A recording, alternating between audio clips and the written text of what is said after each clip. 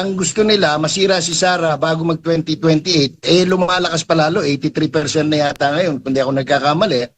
Ang dapat gawin nila, palakasin nila yung kanilang hanay. Pagtulong-tulungan nila si Lenny, si Bam, yung ambisyosang si Risa Ontiveros, paano lalakas? Hindi yung paano sisiraan. Ang tuloy, ang nangyayari ngayon, kung meron man dapat sisihin kung bakit lumalakas si Sara, yun din oposisyon, yung mga anti-Sara, anti-Duterte. Kasi the more na sinisiraan siya, the more na nagagalit ang taong bayan, mas lalong sumusuporta kay Inday Sara.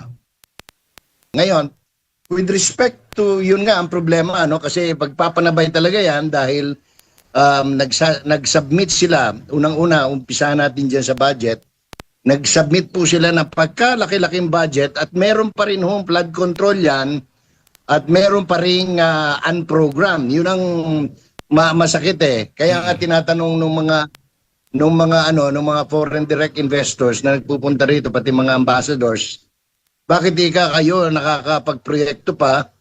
Wala naman kayong loan, wala naman kayong ayuda from the national government. Ang sinasabi lang naman nung panahon pa ni Mayor Sara Duterte, ang sikreto napakasimple. Kung ano yung aming pera, yun lang ho ang aming ginagastos. Hindi ho kami nangungutang, hindi kami naglo-loan, hindi kami nag-insertions. So in other words, you utilize your own resources. Ang tawag dyan ay effective fiscal management sa gobyerno, no? Pag sinabing fiscal, ibig sabihin po niyan, yung pera pananalapi. So kung ano lang yung pondong nalilikom, yun lang dapat ang ginagastos. Pero kabalintunaan po dito sa ating national government, katulad na lang this year, nagpasa po sila ng almost 7 trillion, pero ang 1.2 trillion, kung di ako nagkakamali, ay uutangin pa. Kaya palagi ho tayong deficit spending, kung tawagin namin sa government budgeting, deficit spending, ibig sabihin gumagastos tayo nang wala pa yung pera. So ang nangyayari, nangungutang po tayo kahit na mataas ang interes sapagkat wala naman ho kasing nagpapautang sa atin dati ng mga soft loans, no? Kasi nga medyo masama ang tingin, ang ratings ng mga Fitch, ng mga S&P, ng mga Chase Manhattan at iba pang mga JP Morgan na nagre-rate sa ating pananalapi at kabuhayan sa Pilipinas. So yan ho ang problema natin ngayon sa 2027 proposed budget. Ganun pa rin, mahigit tinaasan pa nila. Ginawa pa nilang 7 trillion mahigit at 1.7 kung di ako nagkakamali ang utangin dyan. Kasi ang makukolekta lang ng BIR, customs at iba pang government financial institutions or revenue agencies ay hindi po makakasapat. So, and they have to pass it before December. So, despite the fact na naging mausok yung usapin sa flood control, nandyan, may nilaan pa rin sila sa flood control, kahit na meron pang dinidinig na kaso sa Supreme Court hinggil sa mga unprogrammed allocations, meron pa rin pong nakalagay dyan sa 2027 budget na program, unprogrammed allocation or earmark, no, na budget. So, problema, paano nila mahihimay ng gusto yan kasi may panabayan nga.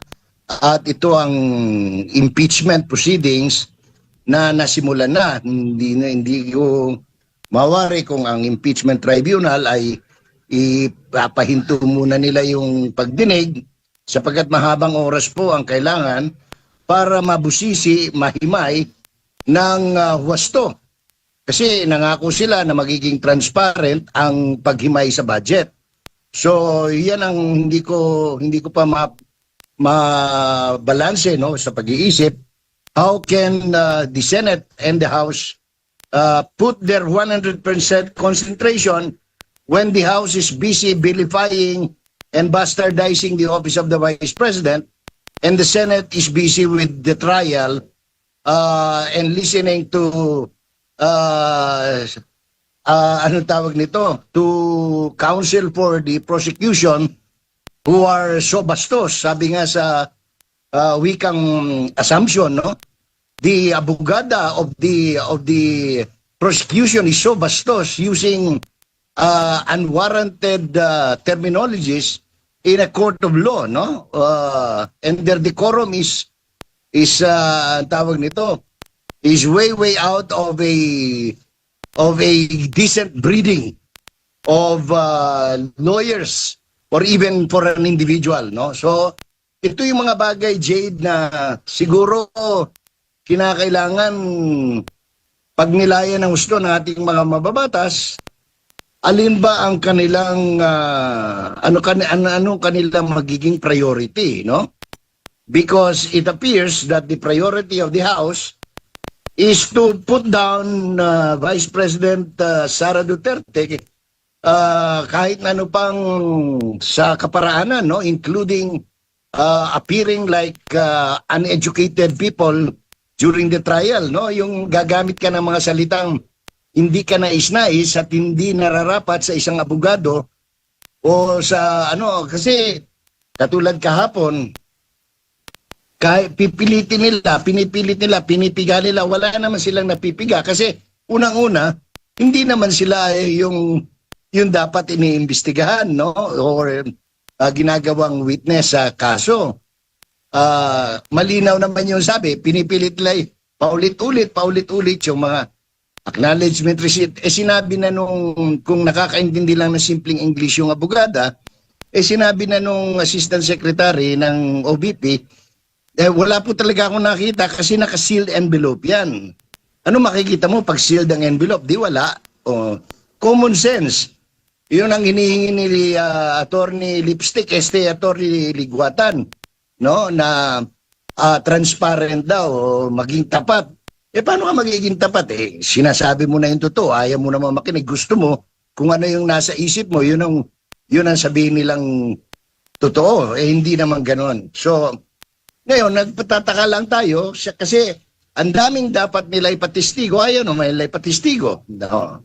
So, yan ang kasaysayan natin dyan sa budget hearing at saka sa impeachment trial, Jade. Opo, ngayon ang pinapatawag, yung gustong ng taong bayan ay si Colonel Lachica.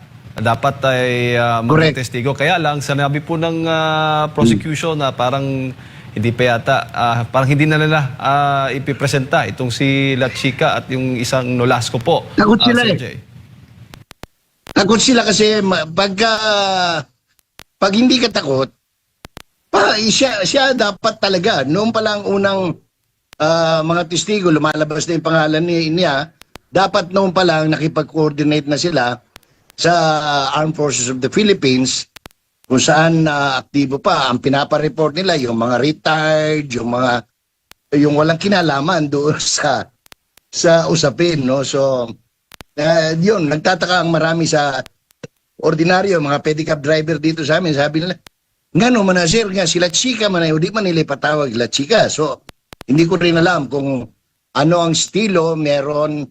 Kasi ang kanila, parang they are milking the situation, Admar and Jade, so that pinatatagal para, and they are using words like scam, mastermind, architect, para tuluyang masira. Ang problema nila kasi, the more na ginagawa nila yan kay Vice President Sara, mas lalong tumitibay pa yung pananalig ng mga tao, mas lalong tumataas yung kanyang acceptance rating, yung trust rating niya. Yan ang pagkakamali ng oposisyon. Naghahanda, ang gusto nila, masira si Sara bago mag-2028, lumalakas pa lalo, 83% na yata ngayon, kung di ako nagkakamali. Ang dapat gawin nila, palakasin nila yung kanilang hanay. Pagtulong-tulungan nila si Lenny, si Bam, yung ambisyosang si Risa Ontiveros, paano lalakas? Hindi yung paano sisiraan. Ang tuloy, ang nangyayari ngayon, kung meron man dapat sisihin kung bakit lumalakas si Sara, yun din oposisyon, yung mga anti-Sara, anti-Duterte. Kasi the more na sinisiraan siya, the more na nagagalit ang taong bayan, mas lalong sumusuporta kay Inday Sara.